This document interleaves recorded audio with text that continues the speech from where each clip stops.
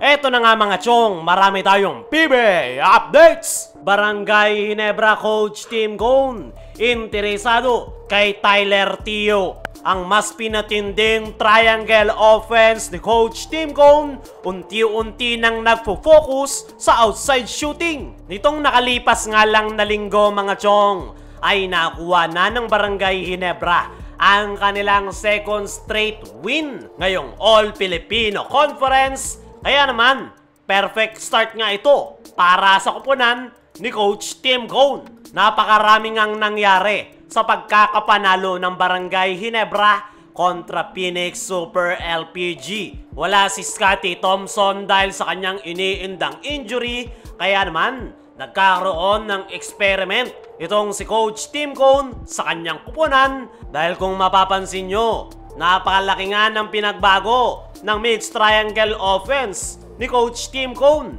kung saan nakafocus nga sila ngayon sa outside shooting. Alam ko marami rin ang nakapansin yung biglang pagtaas ng 3-point shooting percentage ng Barangay Ginebra, lalong-lalo na ngayong All-Filipino Conference. Marami ang nagsasabi na luma na yung triangle offense na ginagamit ni Coach Tim Cone. Pero pinatunayan nga ni Coach Tim na kahit luma ay effective pa rin yan. Nakita nyo naman, last FIBA Asia Cup qualifiers, maganda yung opensa ng ating national team.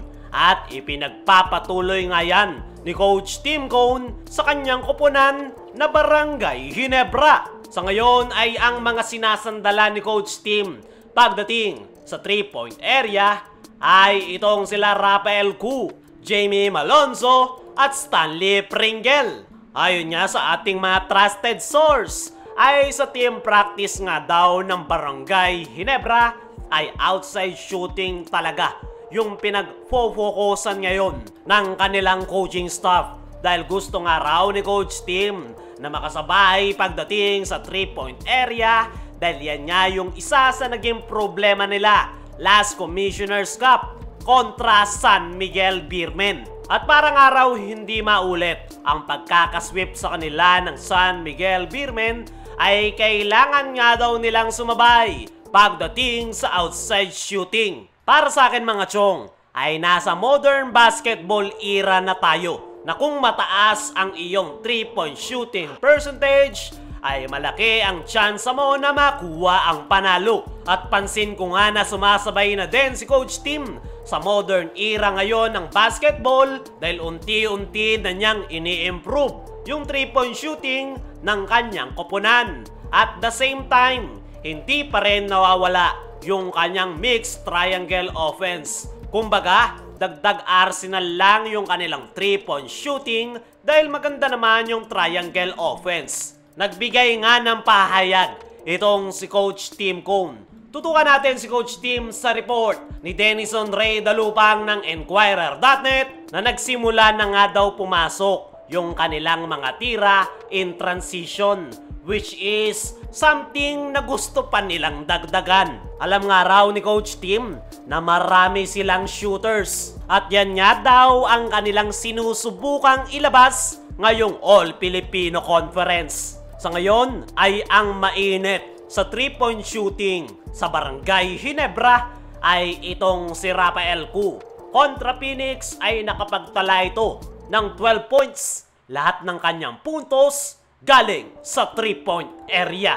Para sa akin mga chong, ay once na ma-develop pa ng Barangay Ginebra ang kanilang magandang outside shooting ay mas magiging deadly ang koponan ni Coach Tim Cone dahil meron na silang napakagandang triangle offense tapos dadagdagan mo pa ng efficient 3-point shooting. At tignan na lang natin sa mga upcoming games ng Ginebra kung may pagpapatuloy nga ba nila yan. Dumako naman tayo dito sa kabilang balita. Barangay Ginebra Coach Tim Cone interesado kay Tyler Tio. Sa nakalipas nga na laro ng Barangay Ginebra kontra Phoenix Fuel Masters ay hindi nga naglaro itong si Tyler Tio para sa kanyang koponan dahil nagre-recover ito sa kanyang injury. Kaya naman naging maluwag para sa Barangay Ginebra na kuhanin ang kanilang pangalawang panalo. Pero may matinding inamin niya itong si Coach Tim patungkol sa Phoenix Guard.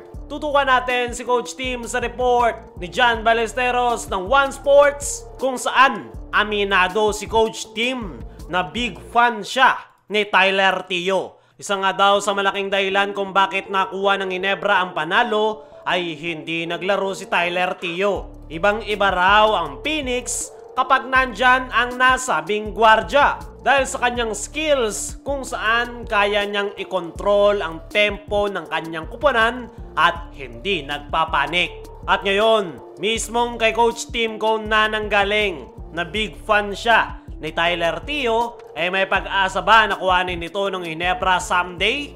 Ayon niya sa ating mga trusted source, kung magkakaroon daw ng pagkakataon ang Barangay Ginebra na makuha itong si Tyler Tio sa Phoenix Fuel Masters, ay hindi nga daw nila yan sasayangin at kukuhanin nila itong si Tyler Tio. Dahil malaki raw ang maitutulong nito sa triangle offense ni Coach Tim Cone. Yan lang naman ay kung magkakaroon ng chance ang Ginebra na makuha itong si Tyler Tio. Sa ngayon ay masaya naman si Coach Tim sa kasalukuyang lineup ng Barangay Ginebra. Pero tingnan na lang natin, malay nyo biglang gumalaw ang Barangay Ginebra na kuhanin itong si Tyler Tio. At hindi nga malabong mangyari yan mga chong. Alam naman natin na maraming po pwedeng gawing trade asset ang Barangay Ginebra. Pwede din nilang padaanin sa Northport Batampier. Pero tingnan na lang natin ang mangyayari.